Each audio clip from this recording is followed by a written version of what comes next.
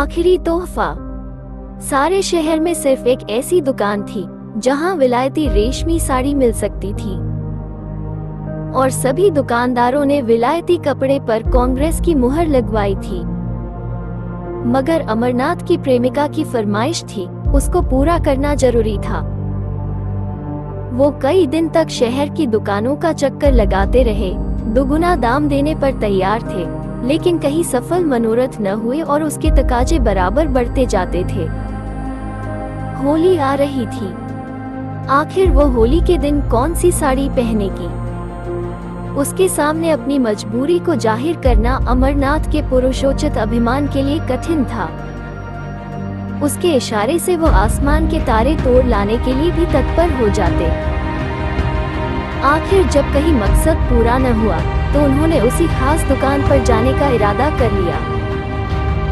उन्हें यह मालूम था कि दुकान पर धरना दिया जा रहा है। सुबह से शाम तक स्वयंसेवक तैनात रहते हैं और तमाशाइयों की भी हरदम खासी भीड़ रहती है। इसलिए उस दुकान में जाने के लिए एक विशेष प्रकार के नैतिक साहस की जरूरत थी, और यह साहस अमरनाथ में जरूरत से कम था। पढ़े लिखे आदमी थे, राष्ट्रीय भावनाओं से भी अपरिचित न थे, यथाशक्ति स्वदेशी चीजें ही इस्तेमाल करते थे, मगर इस मामले में बहुत कट्टर न थे। स्वदेशी मिल जाए तो बेहतर बना विदेशी ही सही, इस उसूल के मानने वाले थे। और खासकर जब उसकी फरमाइश थी तब तो कोई बचाव की सूरत ही न थी। अपनी जरूरतों को तो वो शायद कुछ दिनों के लिए टाल भी देते, मगर उसकी फरमाइश तो मौत की तरह अटल है। उससे मुक्ति कहाँ? तय कर लिया कि आज साड़ी जरूर लाएंगे। कोई क्यों रोके? किसी को रोकने का क्या अधिकार है? माना स्वदेशी का इस्तेमाल अच्छी बात है, लेकिन किसी को जबरदस्ती करने का क्या हक है? अच्छी आजादी की लड़ाई है जिसमें व्यक्ति की आजादी का इतना बेदर्दी से खून हो। यो दिल को मजबूत करके वो शाम को दुकान पर पहुंचे। देखा तो 5 वॉलंटियर निगरानी कर रहे हैं और दुकान के सामने सड़क पर हजारों तमाशाई खड़े हैं। सोचने लगे, दुकान में कैसे जाएं? कई बार कलेजा मजबूत किया और चले, मगर बरामदे तक जाते जाते हिम्मत ने जवाब दे दिया। संयोग से एक जान पहचान के पंडित जी मिल गए। उनसे पूछा, क्यों भाई, ये धरना कब तक रहेगा? शाम तो हो गई। पंडित जी ने कहा, इन सिरफिरों को सुबह और शाम से क्या मतलब, जब तक दुकान बंद न हो जाएगी यहाँ से न टलेंगे। कहिए, कुछ खरीदने को इरादा है? आप तो रेशमी कपड़ा नहीं खरीदते? अमरनाथ ने विवशता की मुद्रा बनाकर कहा, मैं तो नहीं खरीदता, मगर औरतों की फरमाइश को कैसे टालूं? पंडित जी ने मुस्कुराकर कहा, वाह, इससे ज्यादा आसान तो कोई बात नहीं। औरतों को भी चकमा नहीं दे सकते? 100 हीले 1000 बहाने हैं। अमरनाथ, आप ही कोई हीला सोचिए। पंडित जी, सोचना क्या है, यहाँ रात दिन यही किया करते हैं। 150 हीले हमेशा जेबों में पड़े रहते हैं। औरत ने कहा, हार बनवा दो। कहा, आज ही लो। 2-4 रोज के बाद कहा, सुनार माल लेकर चंपत हो गया। ये तो रोज का धंधा है भाई। औरतों का काम फरमाइश करना है, मर्दों का काम उसे खूबसूरती से टालना है। अमरनाथ, आप तो इस कला के पंडित मालूम होते हैं। पंडित जी, क्या करे भाई, आबरू तो बचानी ही पड़ती है। सूखा जवाब दे तो शर्मिंदगी अलग हो, बिगड़े वो अगल से, समझे, हमारी परवाह ही नहीं करते। आबरू का मामला है। आप एक काम कीजिए, ये तो आपने कहा ही होगा कि आजकल निगरानी चल रहा है। अमरनाथ, हाँ, ये तो बहाना कर चुका भाई, मगर वो सुनती ही नहीं। कहती है, क्या विलायती कपड़े दुनिया से उठ गए, मुझसे चले हो उड़ने। पंडित जी, तो मालूम होता है, कोई धुन की पक्की औरत है। अच्छा, तो मैं एक तरकीब बताऊं। एक खाली काठ का बक्सा ले लो, उसमें पुराने कपड़े जलाकर भर लो। जाकर कह देना मैं कपड़े लिए आता था, वॉलेंटियरों ने छीनकर जला दिए। क्यों, कैसी रहेगी? अमरनाथ कुछ जंचती नहीं। अजी, 20 ऐतराज करेगी, कहीं पर्दाफाश हो जाए तो मुफ्त की शर्मिंदगी उठानी पड़े। पंडित जी, तो मालूम हो गया, आप बोधे आदमी हैं और हैं भी आप कुछ ऐसे ही। यहाँ तो कुछ इस शान से हीले करते हैं कि सच्चाई की भी उसके आगे धूल हो जाए। जिंदगी यही बहाने करते गुजरी और कभी पकड़े न गए। एक तरकीब और है, इसी नमूने का देशी माल ले जाइए और कह दीजिए कि विलायती है। अमरनाथ, देशी और विलायती की पहचान उन्हें मुझसे और आपसे कहीं ज्यादा है। विलायती पर तो जल्द विलायती का यकीन आएगा नहीं, देशी की तो बात ही क्या है।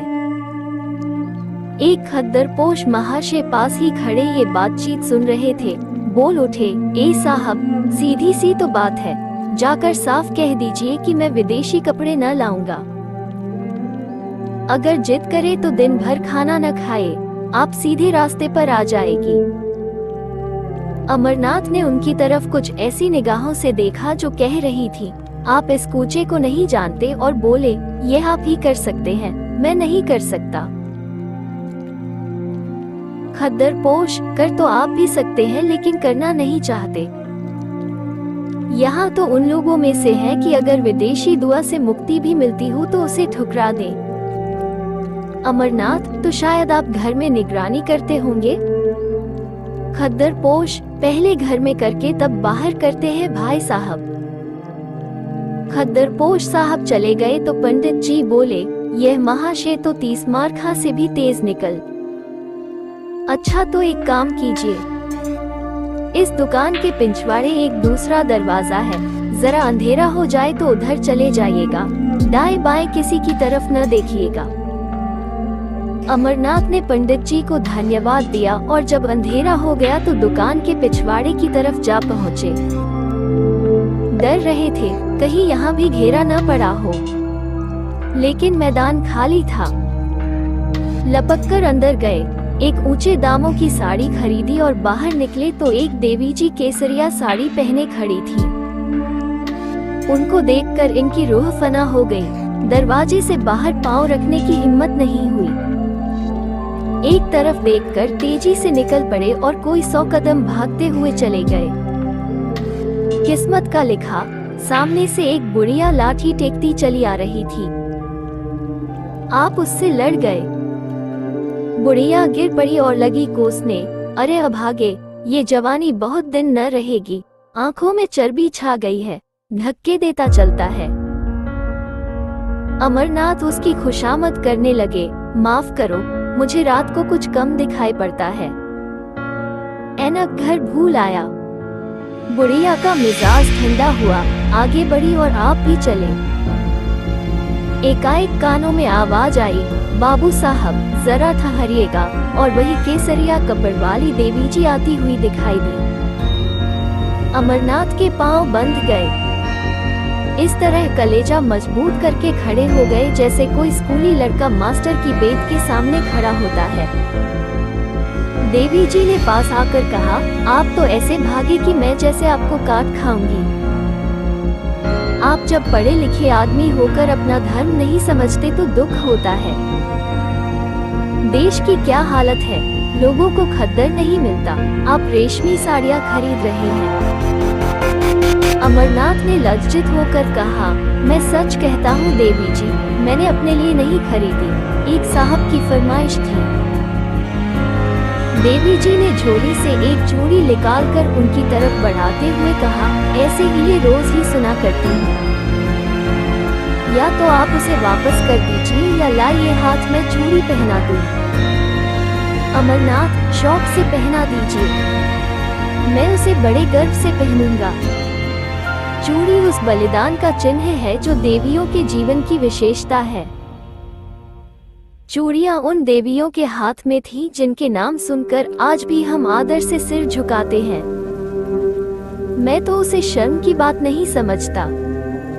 आप अगर और कोई चीज पहनाना चाहें तो वो भी शौक से पहना दीजिए। नारी पूजा की वस्तु है, उपेक्षा की नहीं।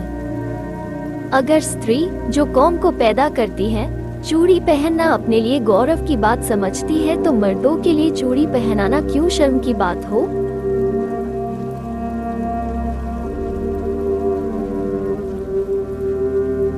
देवी जी को उनकी इस निर्लजता पर आश्चर्य हुआ, मगर वह इतनी आसानी से अमरनाथ को छोड़ने वाली न थी। बोली, आप बातों के शेर मालूम होते हैं। अगर आप हृदय से स्त्री को पूजा की वस्तु मानते हैं तो मेरी यह विनती क्यों नहीं मान जाते। अमरनाथ, इसलिए कि यह साड़ी भी एक स्त्री की फरमाइश है। देवी, अच्छा चलिए, मैं आपके साथ चलूंगी, जरा देखूं आपकी देवी जी किस स्वभाव की स्त्री हैं। अमरनाथ का दिल बैठ गया। बेचारा अभी तक बिना ब्याह था, इसलिए नहीं कि उसकी शादी न होती थी, बल्कि इसलिए कि शादी को वो एक आजीवन कारावास समझता था। मगर वो आदमी रसिक स्वभाव के थे। शादी से अलग रहकर भी शादी के मजों से अपरिचित न थे। किसी ऐसे प्राणी की जरूरत उनके लिए अनिवार्य थी जिस पर वह अपने प्रेम को समर्पित कर सके, जिसकी तरावट से वह अपनी रूखी सूखी जिंदगी को तरोताजा कर सके, जिसके प्रेम की छाया में वह जरा देर के लिए ठंडक पा सके, जिसके दिल में वह अपनी उमड़ी हुई जवानी की भावनाओं को बिखेर कर उनका उगना देख सके।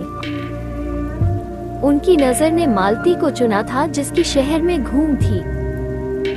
इधर 1.5-2 साल से वो इसी खलिहान के दाने चुना करते थे। देवी जी के आग्रह ने उन्हें थोड़ी देर के लिए उलझन में डाल दिया था। ऐसी शर्मिंदगी उन्हें जिंदगी में कभी न हुई थी। बोले, आज तो वो एक न्योते में गई हैं, घर में न होंगी। देवी जी ने अविश्वास से हंसकर कहा, तो मैं समझ, यह आपकी देवी जी का कसूर नहीं, आपका कसूर है। अमरनाथ ने लज्जित होकर कहा, मैं आपसे सच कहता हूँ, आज वो घर पर नहीं। देवी ने कहा, कल आ जाएंगी? अमरनाथ बोले, हाँ, कल आ जाएंगी। देवी, तो आप ये साड़ी मुझे दे दीजिए और कल यही आ जाइएगा, मैं आपके साथ चलूंगी। मेरे साथ 2-4 बहनें भी होंगी। 2। अमरनाथ ने बिना किसी आपत्ति के वो साड़ी देवी जी को दे दी और बोले, बहुत अच्छा, मैं कल आ जाऊंगा। मगर क्या आपको मुझ पर विश्वास नहीं है, जो साड़ी की जमानत जरूरी है? देवी जी ने मुस्कुराकर कहा, सच्ची बात तो यही है कि मुझे आप पर विश्वास नहीं। अमरनाथ ने स्वाभिमान पूर्वक कहा, अच्छी बात है, आप इसे ले जाएं। देवी ने क्षण भर बाद कहा, शायद आपको बुरा लग रहा हो कि कहीं साड़ी गुम न हो जाए। इसे आप लेते जाइए, मगर कल आइए जरूर। अमरनाथ स्वाभिमान के मारे बगैर कुछ कहे घर की तरफ चल दिए। देवी जी, लेते जाइए करती रह गई। अमरनाथ घर न जाकर एक खद्दर की दुकान पर गए और 2 सूटों का खद्दर खरीदा। फिर अपने दर्जी के पास ले जाकर बोले, खलीफा, इसे रातों रात तैयार कर दो, मुहम्मागी सिलाई दूंगा। दर्जी ने कहा, बाबू साहब, आजकल तो होली की भीड़ है, होली से पहले तैयार न हो सकेंगे। अमरनाथ ने आग्रह करते हुए कहा, मैं मुहम्मागी सिलाई दूंगा, मगर कल दोपहर तक मिल जाए। मुझे कल एक जगह जाना है, अगर दोपहर तक न मिले तो फिर मेरे किस काम के न होंगे। दर्जी ने आधी सिलाई पेशगी ले ली और कल तैयार कर देने का वादा किया। अमरनाथ यहाँ से आश्वस्त होकर मालती की तरफ चले। कदम आगे बढ़ते थे लेकिन दिल पीछे रहा जाता था। काश वो उनकी इतनी विनती स्वीकार कर ले कि कल 2 घंटे के लिए उनके वीरान घर को रोशन करे। लेकिन यकीनन वो उन्हें खाली हाथ देखकर मुहम फेर लेगी, सीधे मुहम बात नहीं करेगी, आने का जिक्र ही क्या। एक ही बेमुरौवत है, तो कल आकर देवी जी से अपनी सारी शर्मनाक कहानी बयान कर दूं। उस भोले चेहरे की निस्वार्थ उन्मग उनके दिल में एक हलचल पैदा कर रही थी। उन आंखों में कितनी गंभीरता थी, कितनी सच्ची सहानुभूति, कितनी पवित्रता। उसके सीधे सादे शब्दों में कर्म की ऐसी प्रेरणा थी कि अमरनाथ का अपने इंद्रिय परायण जीवन पर शर्म आ रही थी। अब तक कांच के टुकड़े को हीरा समझकर सीने से लगाए हुए थे, आज उन्हें मालूम हुआ हीरा किसे कहते हैं। उसके सामने वो टुकड़ा तुच्छ मालूम हो रहा था। मालती की वो जादू भरी चितवन, उसकी वो मीठी अदाएं, उसकी शोखियां और नखरे सब जैसे मुलम्मा उड़ जाने के बाद अपनी असली सूरत में नजर आ रहे थे और अमरनाथ के दिल में नफरत पैदा कर रहे थे। वो मालती की तरफ जा रहे थे, उसके दर्शन के लिए नहीं, बल्कि उसके हाथों से अपना दिल छीन लेने के लिए। प्रेम का भिखारी आज अपने भीतर एक विचित्र अनिच्छा का अनुभव कर रहा था। उसे आश्चर्य हो रहा था कि अब तक वो क्यों इतना बेखबर था। वो तिलिस्म जो मालती ने वर्षों के नाज नखरे हाव भाव से बांधा था, आज किसी छू मंतर से तार तार हो गया था। मालती ने उन्हें खाली हाथ देखकर त्योरियां चढ़ाते हुए कहा, साड़ी लाए या नहीं? अमरनाथ ने उदासीनता के ढंग से जवाब दिया, नहीं। मालती ने आश्चर्य से उनकी तरफ देखा नहीं। वो उनके मुंह से यह शब्द सुनने की आदी न थी। यहाँ उसने संपूर्ण समर्पण पाया था। उसका इशारा अमरनाथ के लिए भाग्य लिपि के समान था। बोली, क्यों? अमरनाथ क्यों नहीं लाए? मालती बाजार में मिली न होगी, तुम्हें क्यों मिलने लगी? और मेरे लिए? अमरनाथ, नहीं साहब, मिली मगर लाया नहीं। मालती, आखिर कोई वजह? रुपये मुझसे ले जाते। अमरनाथ, तुम खामखा जलाती हो, तुम्हारे लिए जान देने को मैं हाजिर रहा। मालती, तो शायद तुम्हें रुपये जान से भी ज्यादा प्यारे हो। अमरनाथ, तुम मुझे बैठने दोगी या नहीं? अमर, मेरी सूरत से नफरत हो तो चला जाऊं। मालती, तुम्हें आज हो क्या गया है? तुम तो इतने तेज मिजाज के न थे। अमरनाथ, तुम बातें ही ऐसी कर रही हो। मालती, तो आखिर मेरी चीज क्यों नहीं लाए? अमरनाथ ने उसकी तरफ बड़े वीर भाव के साथ देखकर कहा, दुकान पर गया, जिल्लत उठाई और साड़ी लेकर चला तो एक औरत ने छीन ली। मैंने कहा, मेरी बीवी की फरमाइश है तो बोली मैं उन्हीं को दूंगी, कल तुम्हारे घर आऊंगी। मालती ने शरारत भरी नजरों से देखते हुए कहा, तो ये कहिए आप दिल हथेली पर लिए फिर रहे थे। एक औरत को देखा और उसके कदमों पर चढ़ा दिया। अमरनाथ, वो उन औरतों में नहीं जो दिलों की घात में रहती हैं। मालती, तो कोई देवी होगी। अमरनाथ, मैं उसे देवी ही समझता हूँ। मालती, तो आप उस देवी की पूजा कीजिएगा। अमरनाथ, मुझ जैसे आवारा नौजवान के लिए उस मंदिर के दरवाजे बंद हैं। मालती, बहुत सुंदर होगी। अमरनाथ, न सुंदर है, न रूपवाली, न ऐसी अदाएं कुछ, न मधुर भाषिणी, न तन्वंगी, बिल्कुल एक मामूली मासूम लड़की है। लेकिन जब मेरे हाथ से उसने साड़ी छीन ली तो मैं क्या कर सकता हूँ? मेरी गैरत ने तो गवारा न किया कि उसके हाथ से साड़ी छीन लूं। तुम ही इंसाफ करो, वो दिल में क्या कहती? मालती, तो तुम्हें इसकी ज्यादा परवाह है कि वो अपने दिल में क्या कहेगी। मैं क्या कहूँगी, इसकी जरा भी परवाह न थी। मेरे हाथ से कोई मर्द मेरी कोई चीज छीन ले तो देखूं, चाहे वो दूसरा कामदेव ही क्यों न हो। अमरनाथ, अब इसे चाहे मेरी कायरता समझो, चाहे हिम्मत की कमी, चाहे शराफ, मैं उसके हाथ से न छीन सका। मालती, तो कल वो साड़ी लेकर आएगी, क्यों? अमरनाथ, जरूर आएगी। मालती, तो जाकर मुंह धो आओ। तुम इतने नादान हो, यह मुझे मालूम न था। साड़ी देकर चले आए, अब कल वो आपको देने आएगी। कुछ भंग तो नहीं खा गए? अमरनाथ, खैर, इसका इम्तिहान कल ही हो जाएगा, अभी से क्यों बदगुमानी करती हो? तुम शाम को जरा देर के लिए मेरे घर तक चली चलना। मालती, जिससे आप कहें कि यह मेरी बीवी है। अमरनाथ, मुझे क्या खबर थी कि वो मेरे घर आने के लिए तैयार हो जाएगी। नहीं तो और कोई बहाना कर देता। मालती, तो आपकी साड़ी आपको मुबारक हो, मैं नहीं जाती।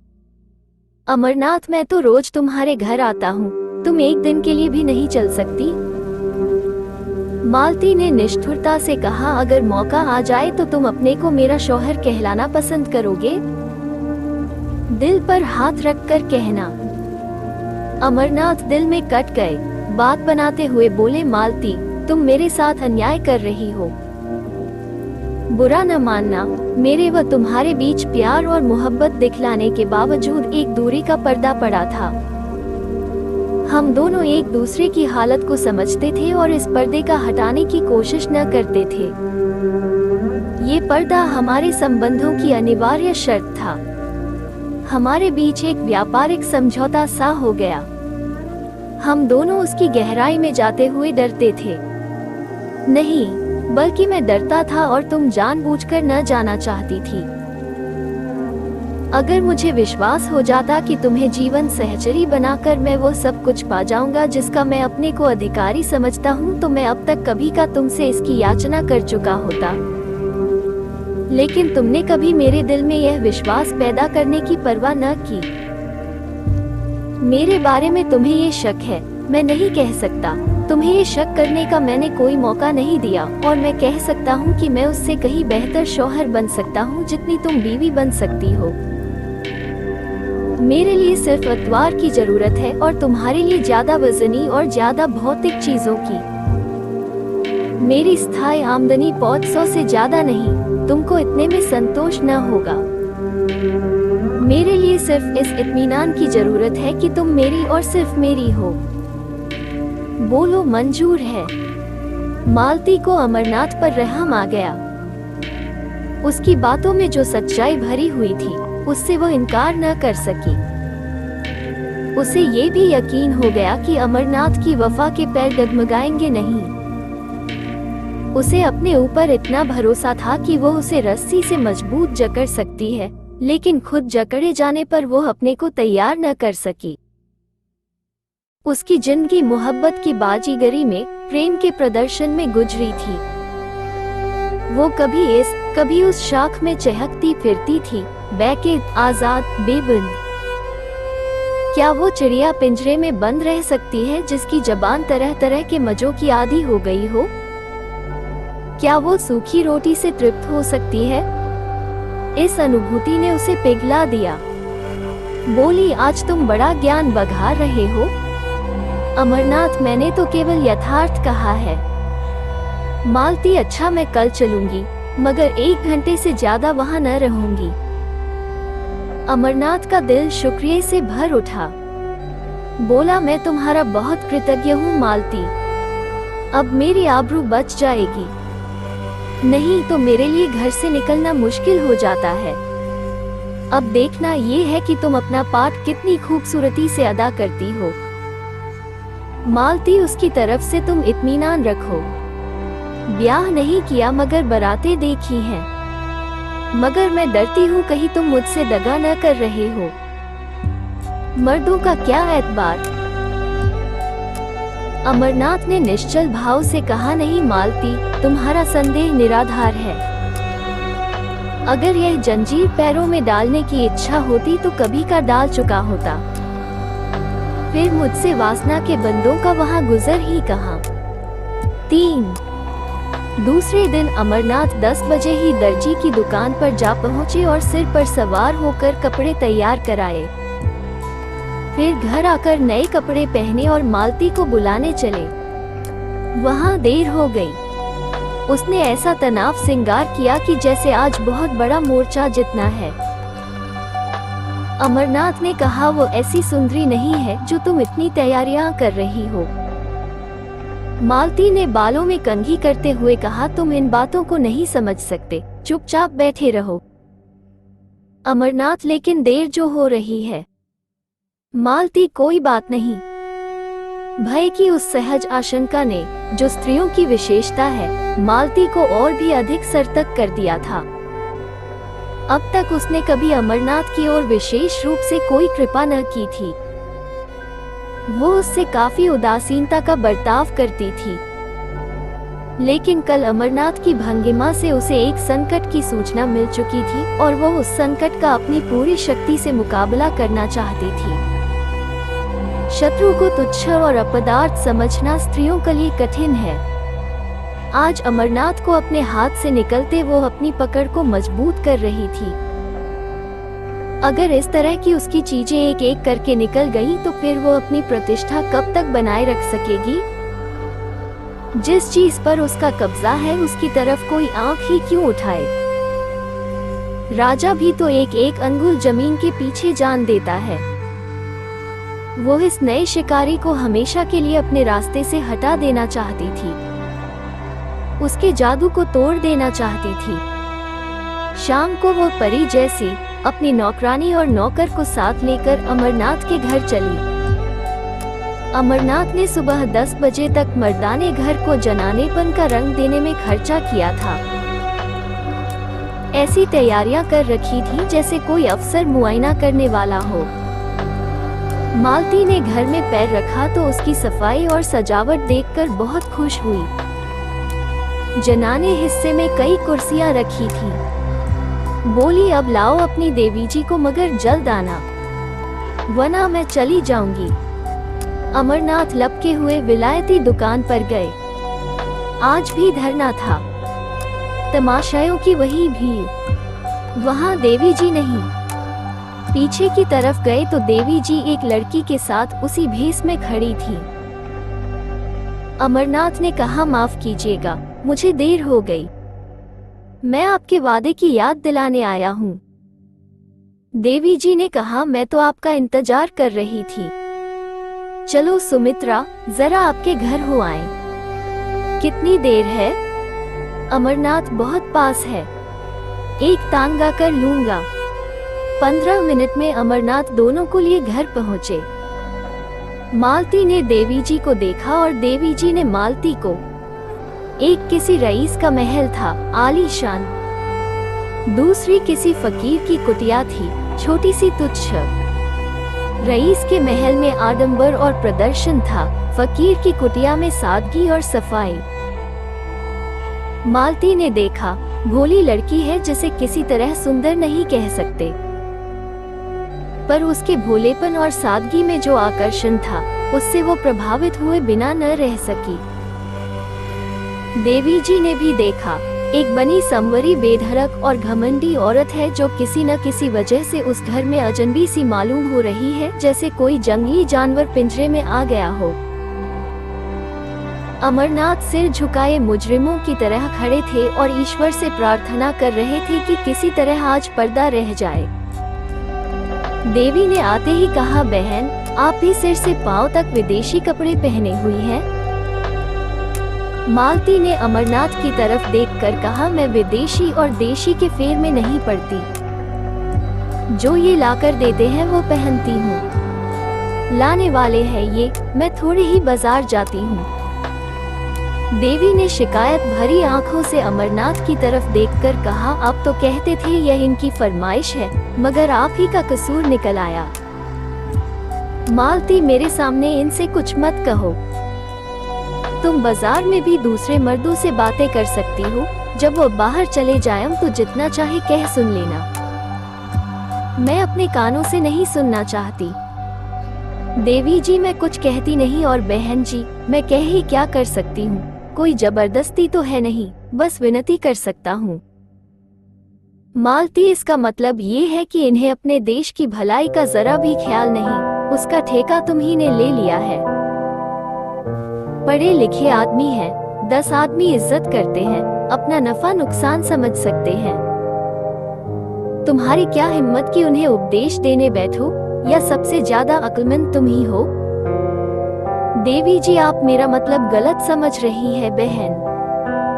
मालती, हाँ, गलत तो समझूंगी ही, इतनी अक्ल कहाँ से लाऊं कि आपकी बातों का मतलब समझूं।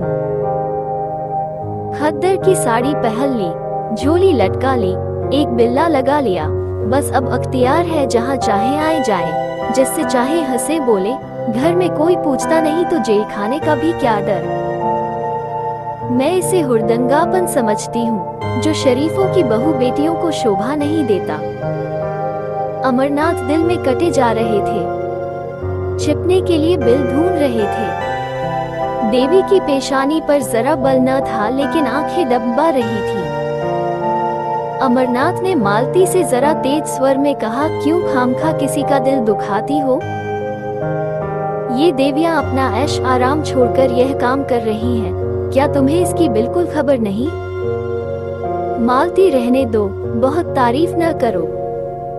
जमाने का रंग ही बदला जा रहा है। मैं क्या करूंगी और तुम क्या करोगे?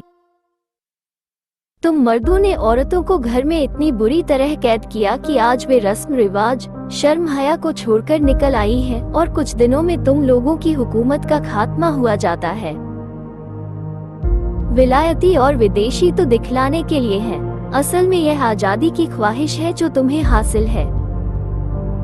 तुम अगर 2-4 शादियां कर सकते हो तो औरत क्यों न करें? सच्ची बात यह है, अगर आंखें हैं तो अब खोल कर देखो। मुझे वो आजादी न चाहिए। यहाँ तो लाज धोते हैं और मैं शर्म हया को अपना सिंगार समझती हूँ। देवी जी ने अमरनाथ की तरफ फरियाद की आंखों से देखकर कहा, बहन ने औरतों को जलील करने की कसम खा ली है। मैं बड़ी बड़ी उम्मीदें लेकर आई थी, मगर शायद यहाँ से नाकाम जाना पड़ेगा। अमरनाथ ने वह साड़ी उसको देते हुए कहा, नहीं, बिल्कुल नाकाम तो आप नहीं जाएंगी। हाँ, जैसी कामयाबी की आपको उम्मीद थी वह न होगी। मालती ने दपटते हुए कहा, वह मेरी साड़ी है, तुम उसे नहीं दे सकते। अमरनाथ ने शर्मिंदा होते हुए कहा, अच्छी बात है, न दूंगा। देवी जी, ऐसी हालत में तो शायद आप मुझे माफ करेगी। देवी जी चली गई तो अमरनाथ ने त्योरियां बदलकर कहा, ये तुमने आज मेरे मुंह में कालिक लगा दी। तुम इतनी बदतमीज और बदजबान हो, मुझे मालूम न था। मालती ने रोषपूर्ण स्वर में कहा, तो अपनी साड़ी उसे दे देती। मैंने ऐसी कच्ची गोलियां नहीं खेली। अब तो बदतमीज भी हूँ, बदजबान भी। उस दिन इन बुराइयों में से एक भी न थी जब मेरी जूतियां सीधी करते थे। इस छोकरी ने मोहिनी डाल दी। जैसी रूह वैसे फरिश्ते, मुबारक हो। ये कहती हुई मालती बाहर निकली। उसने समझा था जबान चलाकर और ताकत से वो उस लड़की को उखाड़ फेंकेगी, लेकिन जब मालूम हुआ कि अमरनाथ आसानी से काबू में आने वाला नहीं तो उसने फटकार बताई। इन दामों अगर अमरनाथ मिल सकता था तो बुरा न था, उससे ज्यादा कीमत वो उसके लिए दे न सकती थी। अमरनाथ उसके साथ दरवाजे तक आए। जब वह तांगे पर बैठी तो बिनती करते हुए बोले, ये साड़ी दे दो न मालती, मैं तुम्हें कल इससे अच्छी साड़ी ला दूंगा। मगर मालती ने रूखेपन से कहा, ये साड़ी तो अब लाख रुपए पर भी नहीं दे सकती। अमरनाथ ने त्योरियां बदलकर जवाब दिया, अच्छी बात है, ले जाओ, मगर समझ लो यह मेरा आखिरी तोहफा है। मालती ने होंठ चढ़ाकर कहा, इसकी परवाह नहीं, तुम्हारे बगैर मैं मर नहीं जाऊंगी, इसका तुम्हें यकीन दिलाती हूँ। आपको ये कहानी कैसी लगी? कमेंट बॉक्स में जरूर बताएं। आपको अगर कहानी अच्छी लगी हो तो इसे लाइक और शेयर कर दें। आपने अभी तक हमारे चैनल को सब्सक्राइब नहीं किया है तो इसे सब्सक्राइब जरूर कर लीजिए, क्योंकि मैं ऐसी ही कहानियाँ आपके लिए लाते रहती हूँ।